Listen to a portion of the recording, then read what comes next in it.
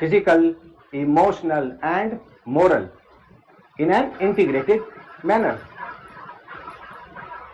New Education Policy 2020 aims at every citizen has the opportunity to dream, thrive, and contribute to the nation. And this is based on human rights approach.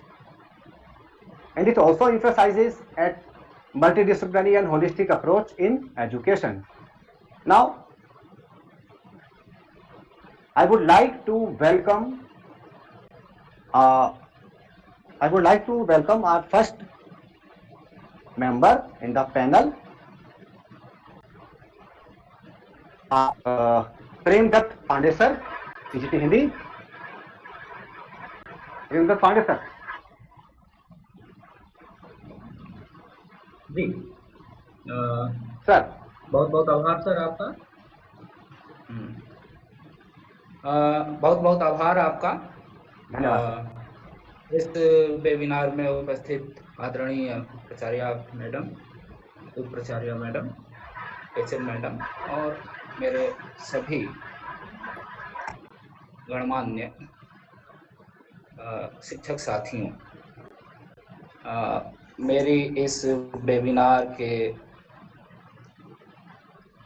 प्रस्तुतकर्ता Shri Rajesh Sharma ji और विद्यार्थियों, मेरा जो विषय है वह समग्र शिक्षा यानी कि होलिस्टिक एजुकेशन पर है और उस पर ही मैं अपनी बात रखूंगा कि होलिस्टिक एजुकेशन की शुरुआत या इसकी परिकल्पना कब हुई, कैसे ये शुरू हुआ है और नई शिक्षा नीति में इसको कब शामिल किया गया, इसी पर मैं बात करूंगा। तो ये जो भारत सरकार ने पहली बार 2008 में हमारे देश के प्रथम शिक्षा मंत्री मौलाना अबुल कलाम आज़ाद के जन्मदिन को राष्ट्रीय शिक्षा दिवस यानी कि 11 नवंबर को राष्ट्रीय शिक्षा दिवस के रूप में मनाने का फैसला किया।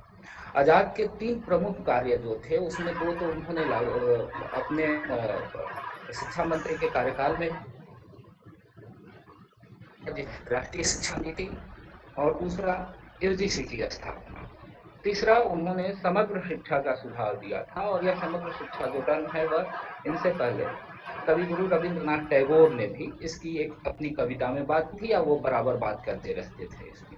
अंततः 24 मई 2018 को भारत सरकार ने समग्र शिक्षा योजना की शुरुआत की और इसमें लक्ष्य में रखा गया कि शिक्षा का स्तर सुधारने के लिए टेक्निकल एजुकेशन का प्रयोग बढ़ाकर स्टूडेंट बनाया जा सके। वहाँ लक्ष्य यही था कि अधिक से अधिक तक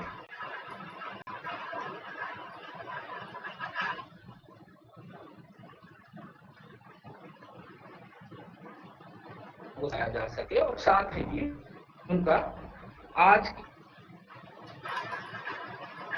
साथ हम तालमेल कर इसके अलावा स्कूली शिक्षा अवसरों को प्रदान करना भी इसमें शामिल। यह जो होलिस्टिक एजुकेशन है हमारा, यह शिक्षा की गुणवत्ता के लक्ष्य के साथ ही प्री नर्सरी से 12वीं कक्षा लागू किया गया। यानी कि यह कुल मिलाकर यह जो हमारी समग्र शिक्षा या होलिस्टिक एजुकेशन है, यह प्री नर्सरी से लेकर 12वीं कक्षा तक के लिए इसको लागू किया गया, या यूँ कहें या कि यह स्कूली एजुकेशन विद्यालयी शिक्षा का ही कार्यक्रम है। इसमें सबसे अच्छी जो बात हुई कि इससे पहले जो भी हमारे शिक्षा संबंधी कार्यक्रम चल रहे थे, जैसे कि एसएसए सर्व शिक्षा अभियान, राष्ट्रीय माध्यमिक शिक्षा अभियान RMSA और टीचर्स एजुकेशन, इनको भी इसमें शामिल किया गया। यानी कि इन तीनों को जो अलग अलग नीतियां बनाई गई थी, इन तीनों को एक जगह यहाँ पर लाया गया। इसके अलावा नई शिक्षा नीति में यह इतनी महत्वपूर्ण नीति बन चुकी थी 2018-19 में, जब होलिस्टिक एजुकेशन पर बात हो रही थी, इसको लागू किया गया और इसको विद्यालयों में लागू करने की बात चल रही थी। उसी समय नई शिक्षा नीति की बात हुई, नई शिक्षा नीति 2019 में, तो उसमें भी इसको एज इट इज लागू कर दिया गया और विद्यालयी शिक्षा संबंधी जो भी गतिविधियां हैं वह माना गया कि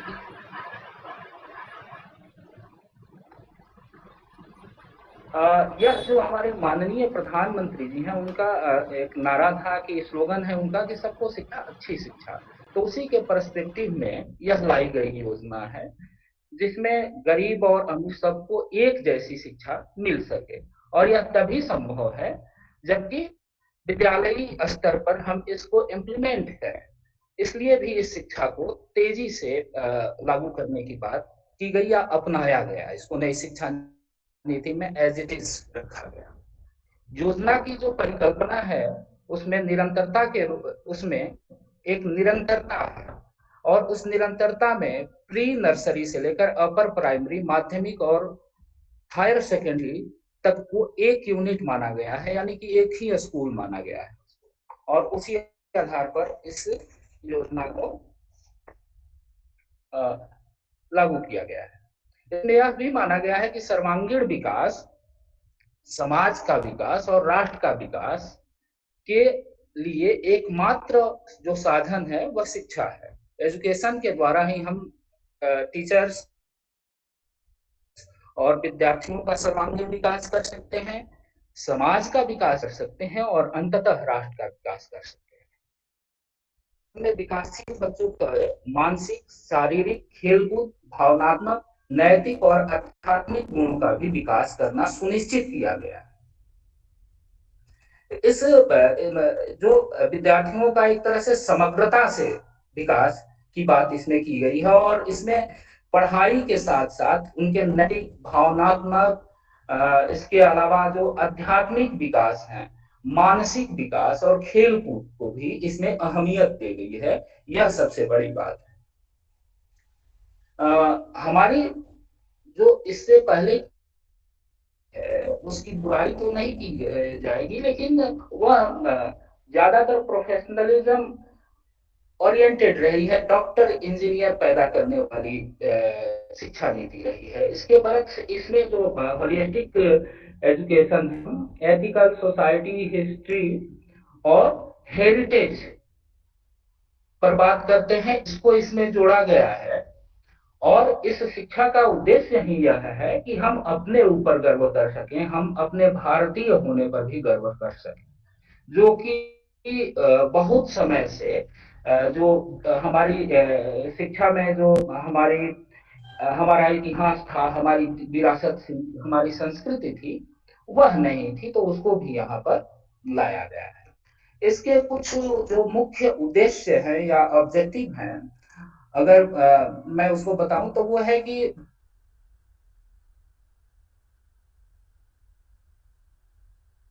और सीखने के प्रतिफलों में वृद्धि।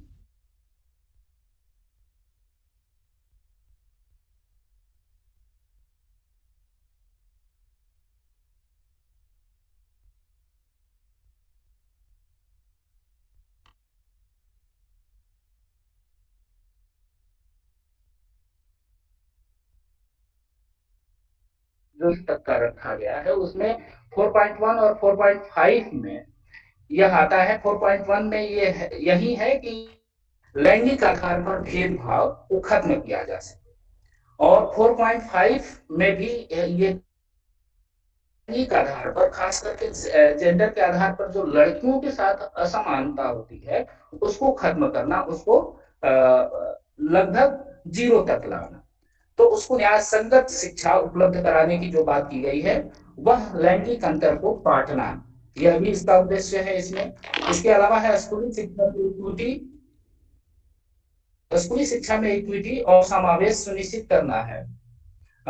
शिक्षण प्रशिक्षण गुणवत्ता के लिए सीईआरटी और डाइट को सशक्त बनाना, शिक्षा में स्मार्ट क्लास, डिजिटल बोर्ड और डीटीए जैसे प्रौद्योगिकी को बढ़ावा देना, यह भी बहुत महत्वपूर्ण है कि शिक्षा में हम स्मार्ट क्लास के साथ साथ जो डिजिटल बोर्ड है और सबसे जो जरूरी चीजें हैं कि आप देख रहे हैं कि डीटीएस के माध्यम से सभी चीजों, सभी जगहों को जोड़ा जा रहा है, तो उससे भी क्लासरूम को जोड़ने की बात यहाँ की गई है। और यह जो हमारे रिमोट एरियाज में जो स्कूल हैं उसके लिए बड़े फायदेमंद है।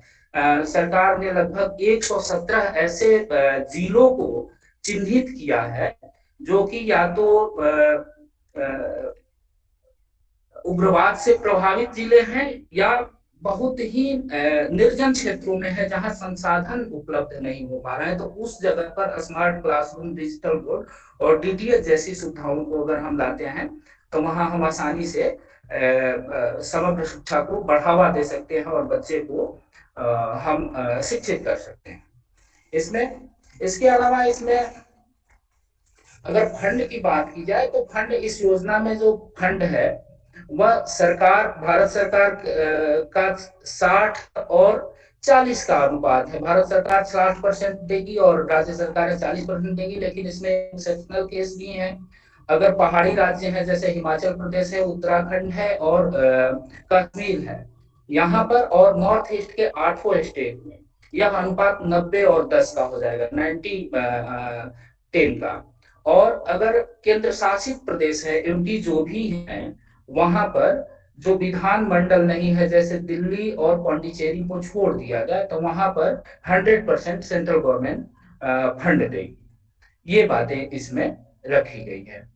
इसके अलावा भी बहुत सारी बातें हैं इसमें, जैसे कि सरकार द्वारा जितने भी अभी तक जो प्रोग्राम चल रहे थे, सरकार ने जैसे कुछ कार्यक्रम चलाए, बेटी बचाओ, बेटी पढ़ाओ या कौशल विकास, ये सब कुछ को समग्र शिक्षा के अंतर्गत शामिल किया गया। तो मैं अपनी बात लगभग कह चुका हूँ। राजेश सर, बहुत बहुत बहुत बहुत धन्यवाद प्रेमदत्त पांडे सर आपका। आपने एक बहुत ही अच्छी तरह से समग्र शिक्षा का जो एक पूरा रूप प्रस्तुत किया हमारे सामने, और बहुत बहुत अति आभार। धन्यवाद।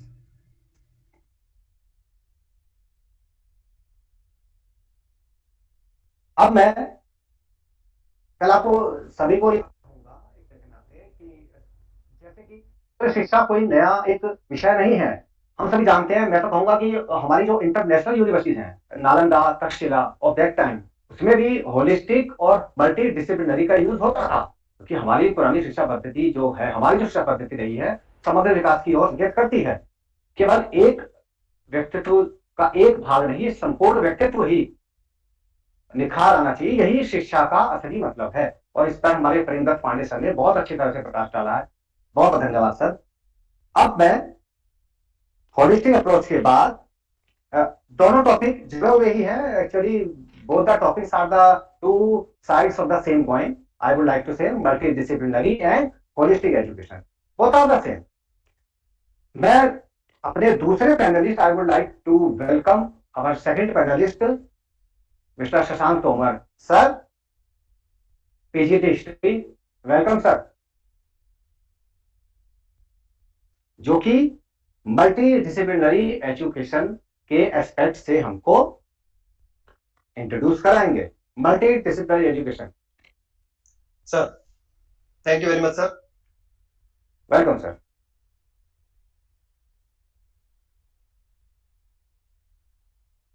Good evening to everyone present Good here evening, on this online platform for webinar. Good evening sir. जैसे कि राजेश सर ने कहा कि मल्टी डिसिप्लिनरी एजुकेशन, उसके ऑब्जेक्टिव्स और उसके आज के समय क्या टेक्नोलॉजी एज में उसकी जरूरत क्या है, उसके संबंध में मैं कुछ प्रकाश डालना चाहूंगा। स्वागत है। बिल्कुल। सबसे पहली बात तो यह है कि our brain has the capacity for learning that is virtually limitless. यानी कि ब्रेन हमारा, उसकी इतनी कैपेसिटी है कि उसकी लिमिट नहीं है, which makes every human a potential genius. So there is no limit to learning, and the multidisciplinary education approach mentioned in the NEP 2020 is the correct step towards promoting the same. तो यहाँ पे बात ये आ जाती है कि multi disciplinary approach actually में है क्या। अब मल्टी डिसिप्लिनरी अप्रोच की अगर हम बात करें तो एक इस तरह की अप्रोच है जिसमें एक ही तरह के टॉपिक को हम अलग अलग पॉइंट ऑफ व्यू, जो डिसिप्लिन है, जो अलग अलग सब्जेक्ट है, उसके पॉइंट ऑफ व्यू से उसको समझा सकते हैं। Means the same topic is studied from the view point of more than one discipline. Studying different subjects can therefore bring a different perspective to many different issues. For example, अगर हम यहाँ पर एक एग्जाम्पल लें तो example of climate change can be examined through the range of different subject lenses, through different subjects lenses, like how अगर हम इसमें बात करें तो यहाँ पर climate change can be examined through the eyes of the chemistry, economics, politics, psychology, sociology, meteorology, etc. अगर हम इकोनॉमिक्स के बात पॉइंट से देखें तो climatic change, how the economy is affected because of the climatic change, it is only can be understand when we discuss from the point of view of the economy. In the same way, chemistry, the component of the climatic changes, the chemical reactions or changes, etc., that can be understood only. In the same way, ecosystem, like politics, how the climatic changes affect the relationship of the two country or the states. So that can be understood only because of when we know about the different disciplines. जब हम अलग अलग disciplines के बारे में, अलग अलग विषयों के बारे में समझेंगे तो हम उसको और तरह से एलोबरेट कर सकते हैं और we can enlarge the scope of knowledge and thinking of any child. तो हम उसको बढ़ा कर सकते हैं.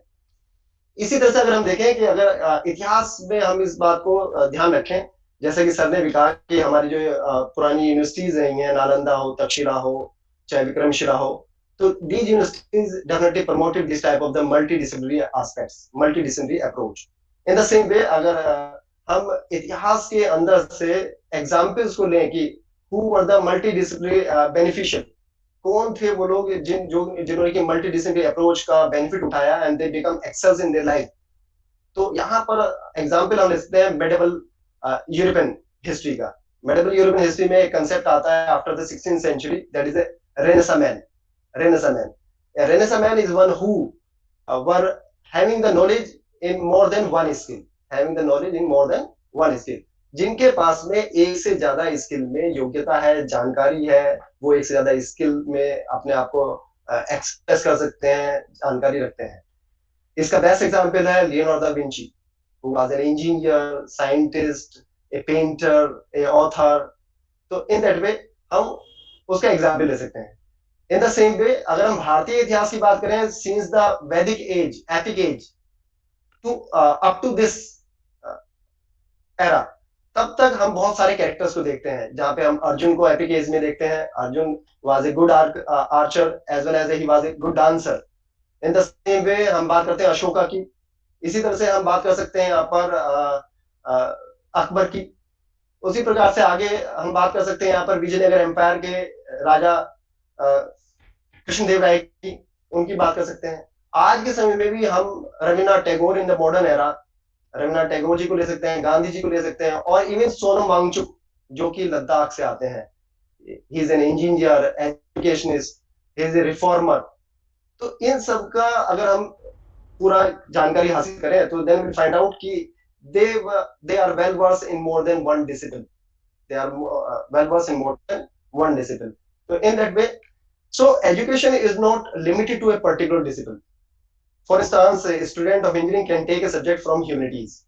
It is only possible after the implementation of this NEP 2020. When we speak of the hierarchical education structure, the concept of learning is bounded with so many aspects such as curriculum, teaching learning methodology, time limitations, and much more. In a crux, we can say the vision of education get compromised earlier. Vision of education get compromised. मैं यहाँ पर एक real life से एक example आपको बताना चाहूंगा. When I recall an incident with my one of friends ward, जब मैंने अपने मित्र के बच्चे से सवाल पूछा कि what he wanted to learn, he listed 3 interests. One, ecology, second, creative writing, and third is photography. Ecology, creative writing, photography. He said that he would learn to write about environment while simultaneously accessing photography. शायद वो किसी wild life magazine के लिए काम करना चाहता था future में, जैसे कि जियोग्राफी मैगजीन. तो इस तरह की चीजें that was not possible earlier. Only a few university in the foreign countries. India में तो मुश्किल ऐसा कि integrated subjects प्राप्त करना बहुत मुश्किल था. Now it is going to be possible after the implementation of the NEP 2020. It is only possible. इस तरह के integrated subject opportunities, integrated subjects curriculum, ये जो स्कूल लेवल पर या कॉलेज लेवल पर अभी नहीं प्रोवाइड कराए जा रहे हैं. क्यों?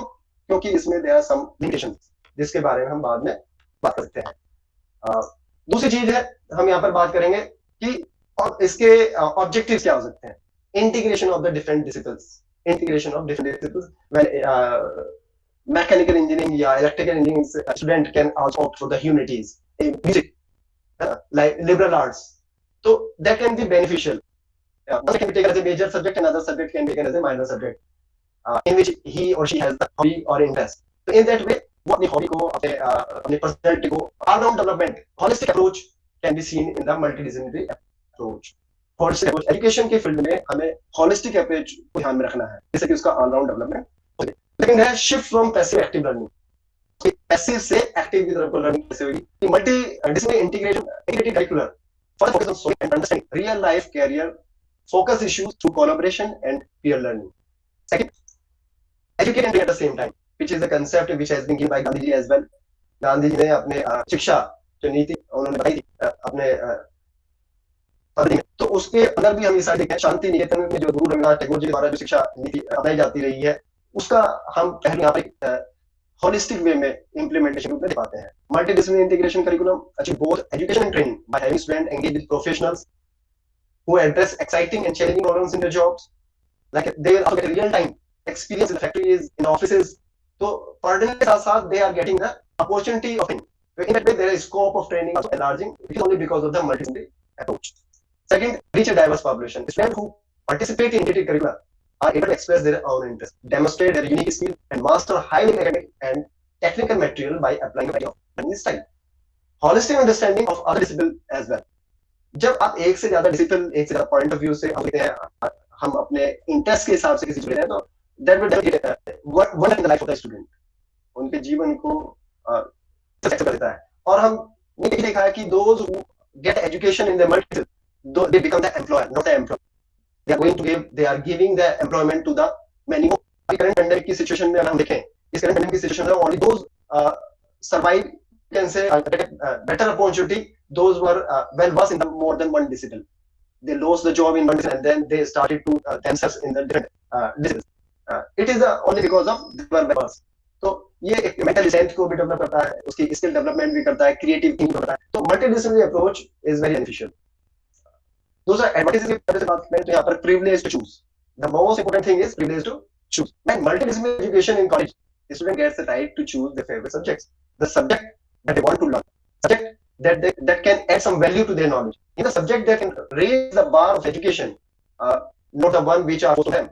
And I've seen that father, parents, because of the ideology, because of what the society is going to think about that, in the line of the tradition of the family, in the name of the family tradition, they force some of the subjects and tradition streams, disciplines on the students. But ultimately, अगर हम देखें यहाँ पर कि if the student get the privilege to choose his or her interest, then ultimately it will help in establishing a more holistic development of the student, and he would definitely excel in his or her life. तो इस तरह से अगर हम देखें जाए तो that also collaborative teacher student relationship के उसको भी मदद करता है. अगर हम इसको यहाँ पर देखें तो reach within to discover passion. Here the keyword is choice of subject, but the advantage extend to student personal growth as well. Let me make it simple for you. See, on one hand, as a teacher, you have the power to innovate the usual teaching learning process, and on the other, our student will be able to access vast knowledge through multidisciplinary education that can help them realize their passion or true purpose. Is that clear? तो यहाँ पर सबसे important thing है कि हमें उसके advantages को ज़्यादा ध्यान रखना है. There are some demerits as well, but advantages are more. Pragmatism and flexibility. It helps the student to develop a pragmatic attitude by allowing them to decide what subjects they will opt for and what could be their possible benefits. It is on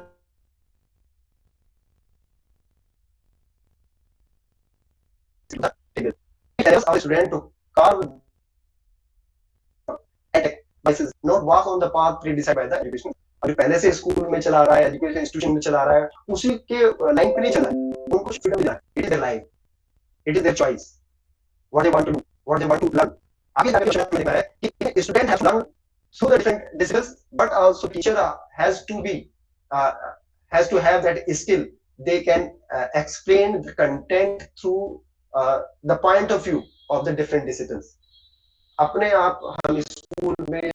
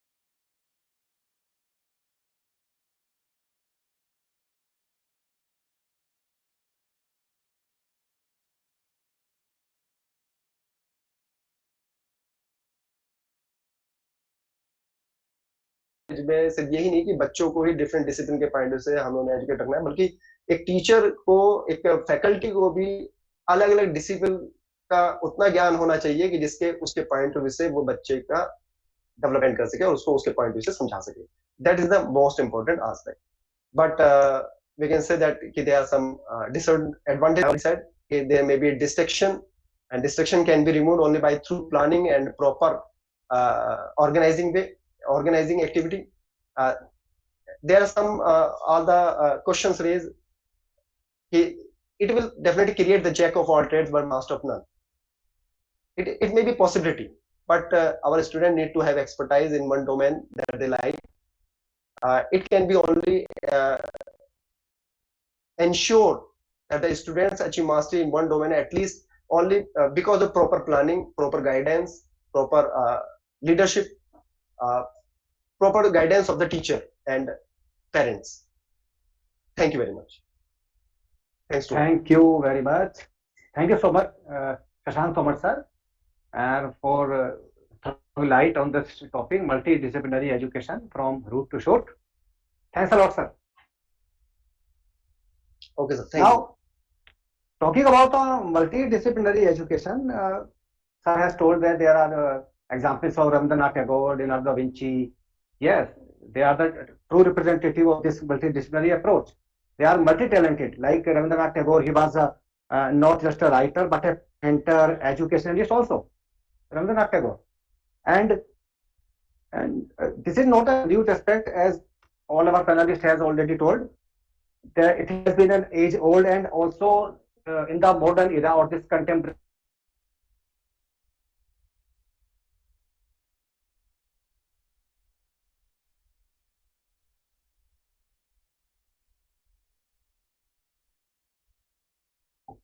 one is the medical science, other is the physical science. Physics is needed.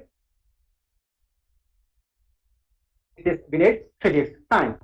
Other the medical part, of course, the research part, KFC for the vaccine.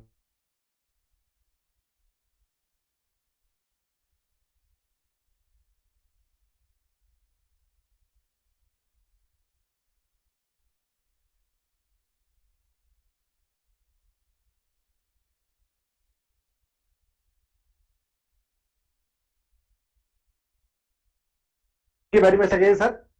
Now, I have third member, very talented, around from primary education, Mr. Jaideep sir, and which would like to throw some light on what are the advantages of holistic education. Jaideep sir, welcome sir. Thank you so much, sir. Thank you so much, sir. I think अभी Shashank sir ने इतना कुछ explain कर दिया है कि benefits भी उन्होंने ही बता दिए हैं. सभी को बेनिफिट समझ आ चुके होंगे, लेकिन कुछ पहलू हैं जैसे कि बच्चे जब हमारी एजुकेशन में जो सिस्टम जो लागू किया गया था वो इसलिए था कि बच्चा जो है डेवलप करे कंप्लीटली.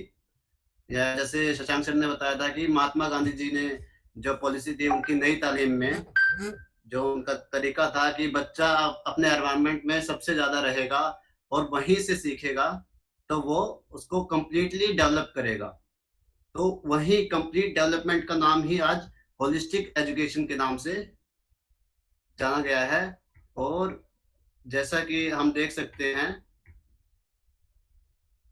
कि सिर्फ किताबें पढ़ना या फिर सिर्फ एक स्ट्रीम में साइंस पढ़ना या सिर्फ केमिस्ट्री पढ़ना या फिजिक्स पढ़ना बच्चे को कंप्लीटली डेवलप नहीं कर सकता. अब हम अगर खुद से ही लें तो हमारे इंटरेस्ट बहुत अलग होते हैं. कुछ ऐसे भी टीचर्स हैं हमारे स्कूल में जो फिजिक्स या साइंस पढ़ाते हैं, लेकिन उनकी रुचि जो है वो राइटिंग में भी है, कविताएं भी लिखते हैं. वो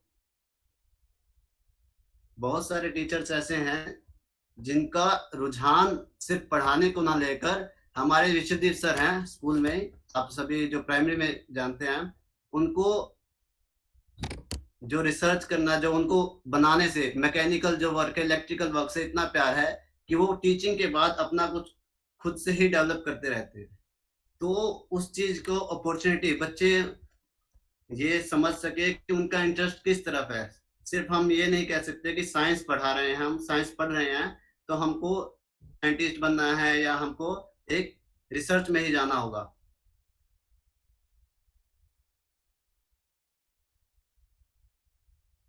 नहीं मैंने अब 2021 में जो हमारी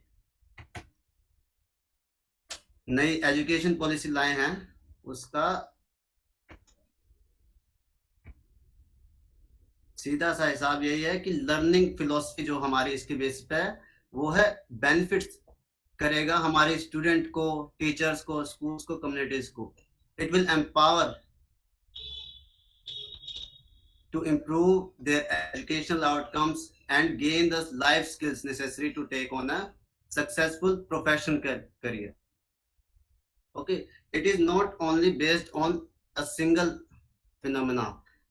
It will be based on the complete development of a student. Holistic education can improve the academic achievements of the children regardless of background and circumstances. The backgrounds from which he or she came, it does not depend on that. If someone comes from a lower background, or kind of say if someone's father is a vegetable seller, then his math will be much better than the student who is not using his actual ability to his skills to buy or to bargain. Okay वो जब अपने father के साथ बैठता है, जब उनसे बात करता है, तो एक्चुअल में जो नॉलेज वो वहां पर सीख रहा है, जो वो ये देख रहा है कि हाँ कैसे बार्गेन करते हैं, कैसे किसी चीज का मोल भाव किया जा सकता है, और उसकी कैलकुलेशन मोस्ट प्रोबेबली बाकी सभी स्टूडेंट से फास्ट होगी। तो यहाँ पर होलिस्टिक का हमारा ये भी बेनिफिट होगा कि हम सभी बच्चों को जब एक साथ लेकर आएंगे तो उसके जिस बच्चे का जहां पर ज्यादा अच्छा जिस भी फील्ड में कर रहा है वो उस चीज को चूज कर सकता है। It will enhance mental and emotional well-being also.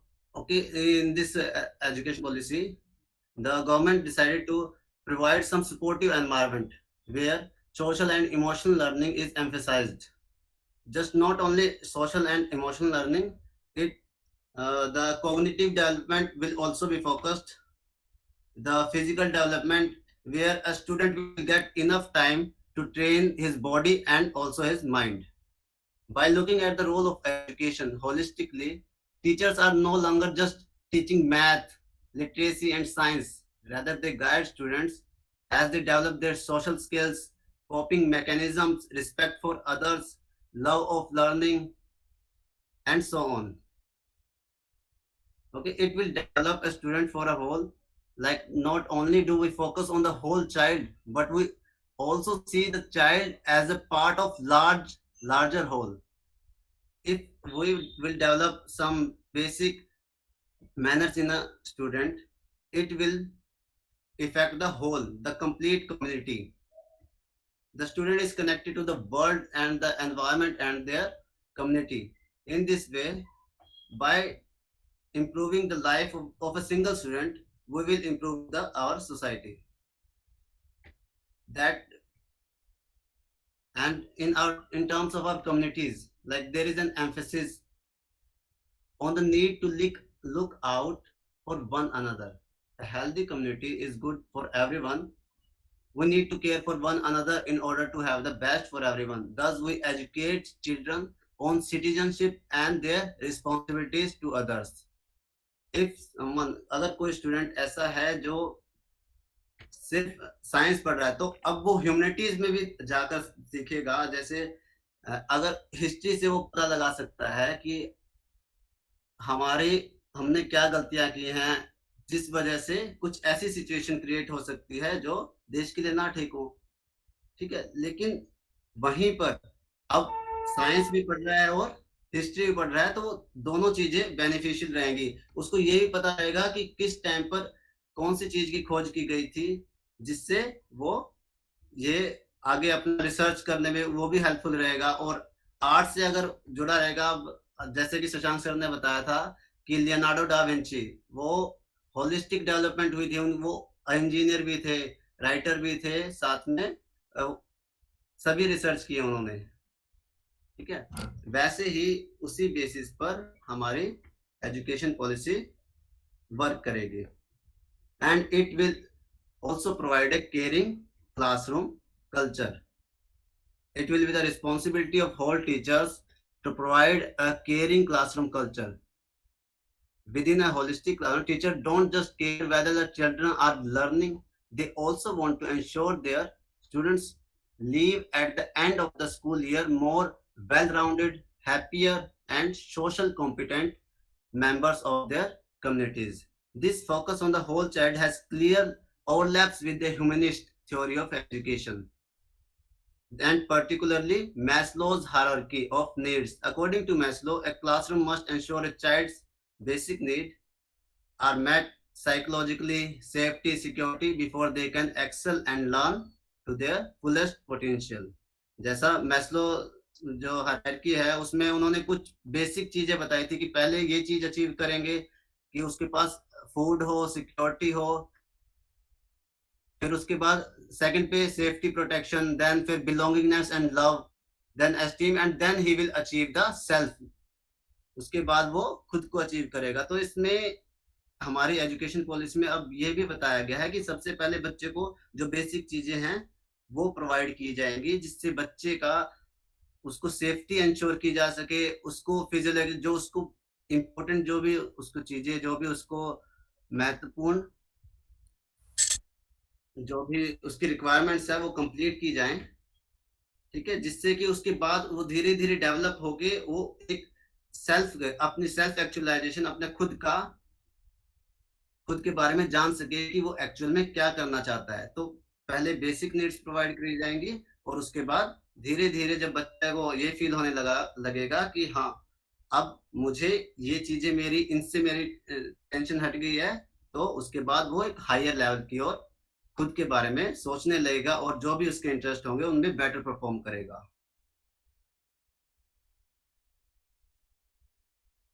Benefits, और इससे एक और चीज जो होगी वो रिड्यूस्ड इम्पैक्ट ऑफ इनइक्विटीज होंगी, यानी emphasizing on integrated learning concepts. The whole child approach to education has been shown to reduce the psychological impact of issues such as violence, abuse, or poverty on academic achievement, according to the Learning Policy Institute. तो जो भी बच्चे अगर कहीं पर अपने environment में पहले फेस कर चुके हैं ये चीज, वायलेंस, अब्यूज और पॉवर्टी, वैसे जैसे मैंने बताया कि मैस्लोज की जो हायरार्की, हमारी बेसिक नीड्स कंप्लीट हो जाएंगी, उसको लव भी मिलेगा, सेफ्टी भी, सिक्योरिटी भी इंश्योर की जा सकती है. जब उसके बाद वो खुद से इन चीजों को दूर कर पाएगा और जो उसका साइकोलॉजिकल जो उस पर प्रेशर था, जो उसका डर था, फियर था किसी चीज को करने का, वो खत्म हो जाएगा और वो बेटर अचीव कर सकता है अपनी लाइफ में. वहीं पर इसका जो मेन जो मोटिव है कि स्टूडेंट को प्रॉब्लम सॉल्विंग एबिलिटी से इंस्टिल करना. Students who are tasked with solving real world problem, जैसे मैंने एग्जांपल बताया था, अगर वेजिटेबल सेलर का जो चाइल्ड होगा वो कैसे कैलकुलेशन इजीली कर पाएगा, क्योंकि वो अपने सामने रेगुलरली वो चीजें देख रहा है. That exist in their communities emerge with strong critical thinking skills. These hand-on projects give students skills that apply to their adult careers, such as how to gather, analyze and report data and how to collaborate with others.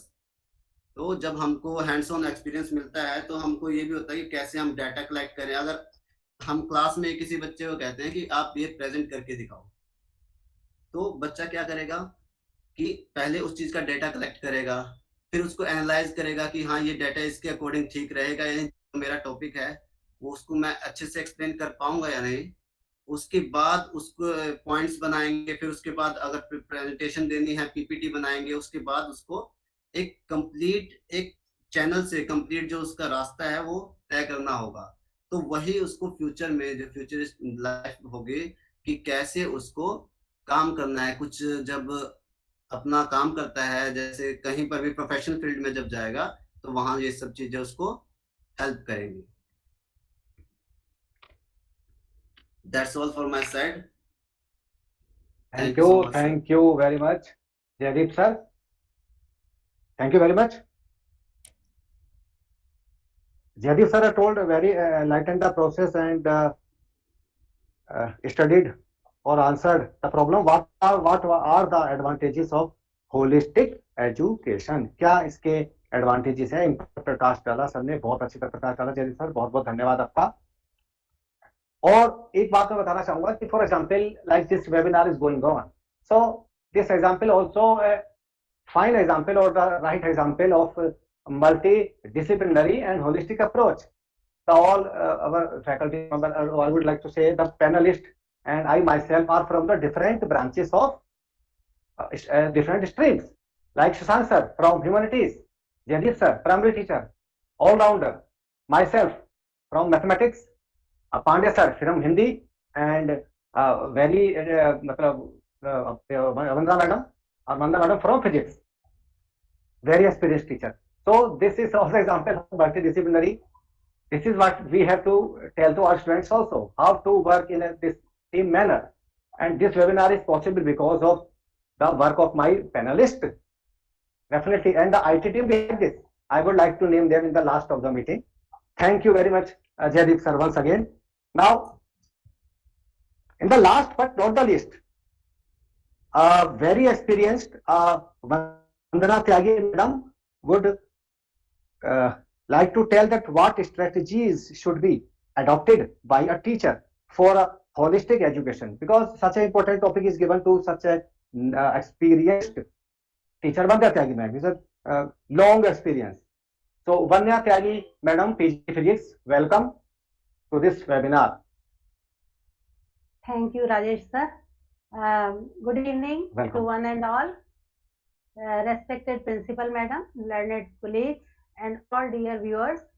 Here I am going to express my views about the strategies which should be adopted by a teacher for holistic education. The first point, according to me, is a strong student-teacher relationship. Means there should be the relation between a teacher and its pupil, student, should be there. It should be a strong relation. ऐसा ना हो कि बच्चा teacher के सामने अपनी बात कह ही ना पाए, उससे डरा रहे। टीचर को उसका ऐसा फ्रेंडली, मतलब इस टाइप का एनवायरनमेंट देना चाहिए कि जैसे वो केयरिंग एनवायरनमेंट है। बच्चा अगर कोई बात कहना चाहता है, वो गलत भी वो आंसर दे रहा है, तो उसको सप्रेस ना किया जाए, है ना। तो मोटिवेशन इस तरह से मिले कि बच्चे को लगे कि यहाँ पे मतलब ऐसा नहीं है कि मुझे डट के आना है, क्रैमिंग करनी है और मैं अपने आप को एक्सप्रेस कर सकता हूँ। और इस तरह का अगर एनवायरनमेंट रहेगा बच्चे के लिए, तो उसका टीचर के साथ एक बहुत ही स्ट्रांग रिलेशन बॉन्डिंग बन जाएगी। तो ये बहुत इंपॉर्टेंट पॉइंट है एजुकेशन में बच्चे को लाने के लिए, कि सबसे पहले वो अपने आप को टीचर के साथ ज्वाइन कर सके, है ना, उसके साथ उसकी बॉन्डिंग बन पाए। तो ये सबसे पहला पॉइंट है, स्ट्रांग स्टूडेंट टीचर रिलेशन। और इसके लिए यानी बच्चे के साथ तो अच्छे से टीचर को डील करना ही है और उसकी प्रॉब्लम्स को भी समझना है। दूसरे उसके पेरेंट्स का भी इन्वॉल्वमेंट किया जा सकता है, तो कैसी बैकग्राउंड है, क्या है ना, और पेरेंट्स के साथ भी बातचीत करके। तो ये पहला पॉइंट है मेरा। Second point is related with encouraging self-confidence. So for it, make learning relevant to students' experiences, like daily life. यानी जो भी बच्चे को हम पढ़ा रहे हैं, तो वो उसके लिए बोरिंग ना हो, उसको वो रिलेट कर सके अपने आसपास जो कुछ भी देखता है। तो जो भी उसको लेसन टॉपिक बताया जा रहा है, उसको ऐसा ना लगे कि ये सिर्फ पता नहीं कहाँ से आया है, कहीं अंतरिक्ष से है, मैं तो अपने आसपास नहीं देखता हूँ। तो it's his learning should be relevant with the daily life. तो बहुत एक्चुअली क्या होता है, केवी में नहीं लेकिन ऑल ओवर इंडिया में अगर हम देखें, तो बहुत सारे बच्चे जो होते हैं प्राइमरी क्लासेस के बीच में ही या सेकेंडरी में 6th 7th 8th या अप टू 9th जाके बहुत सारे बच्चे अपनी पढ़ाई बीच में छोड़ देते हैं। तो छोड़ किस लिए देते हैं, उन्हें लगता है पढ़ने से हमें कोई फायदा नहीं हो रहा है, और ये तो हम डेली लाइफ में जो हमें देखते हैं उससे तो कुछ रिलेट नहीं हो पा रहा और सिर्फ हमें रटना है। तो इस ड्रॉप डाउन को है ना रोकने के लिए क्या करना है कि उनको जो भी पढ़ाया जाए, so that should be related with their daily experiences, है ना। एंड थर्ड पॉइंट जो मेरा है, incorporating emotional reflection, यानी बच्चे के इमोशंस को भी ध्यान रखना है, and as well as teachers should act as a bridge between home and school. many times students they do not express themselves in front of parents also, due to some fear or something, and especially teens, है ना. तो वो अपने आप को अपने parents के सामने नहीं बता पाते अपनी प्रॉब्लम, तो वहां पे हम टीचर्स का रोल बहुत ज्यादा बढ़ जाता है ना. हम उन बच्चों को मतलब उनसे बात करें, उनसे पूछें और पैथेटिक वे में, मतलब अच्छे एम्पैथी रख के कि बेटा क्या प्रॉब्लम है, क्या बात है, जिससे बच्चे को लगे कि यहाँ पे मैं बहुत अच्छे एनवायरनमेंट में हूँ. और उसमें टीचर का रोल जो बन जाता है, उसके होम और स्कूल के बीच में एक ब्रिज बन जाता है. और and teacher many times might provide moments for students to reflect, it means express themselves. बच्चे को मौका दिया जाना चाहिए कि वो अपनी बात कह सके, कुछ उसके अंदर है ना, उसको रिफ्लेक्ट कर सके, and many times to contemplate और मेडिटेट. तो उसको जो भी वो सोच रहा है उसके बारे में चिंतन कर सके, तो बता सके. तो ये इस तरह का एनवायरनमेंट देना बहुत जरूरी है. then only in that case holistic education will be successful. बच्चा जो है उसका ऑल ओवर डेवलपमेंट के लिए सिर्फ हमें उसको पढ़ाना ही पढ़ाना नहीं है, हमें उसकी यानी इमोशनल और सोशल स्किल्स और क्रिटिकल थिंकिंग है ना, क्रिएटिव थिंकिंग, सारी चीजों पे ध्यान देना है. तभी उस केस में holistic education will be successful. So these are my views about this. Thank you so much, Vandana Tyagi madam, so beautifully explaining the teachers' strategies for holistic education. Thanks a lot, ma'am. Now, actually, Rabindranath Tagore has said that true education is one which enables a person to live in harmony with others. So this webinar is also going in harmony with all others. This wouldn't have been possible without others' efforts. I know what my all panelists are thinking. Now, thank you very much, and it's time for vote of thanks. I would like to say thanks to all my panelists, all my colleagues, teachers, all guests which are watching, and all dear students. And also, I would like to thank the IT team behind this webinar, because webinar is web plus seminar. Seminar is offline, web includes, it makes webinar. So this wouldn't have been possible without the efforts of our PGT Computer Science, Mr. Naveen Kumar Yadav, and our own Mr. Sandeep. Thank you so much for making this successful and for the live stream of this video. And also I would like to thank very supporting Ramphul Meena sir and Akanksha Tomar ma'am. Thank you very much. Now, thank you so much. Thank you, sir.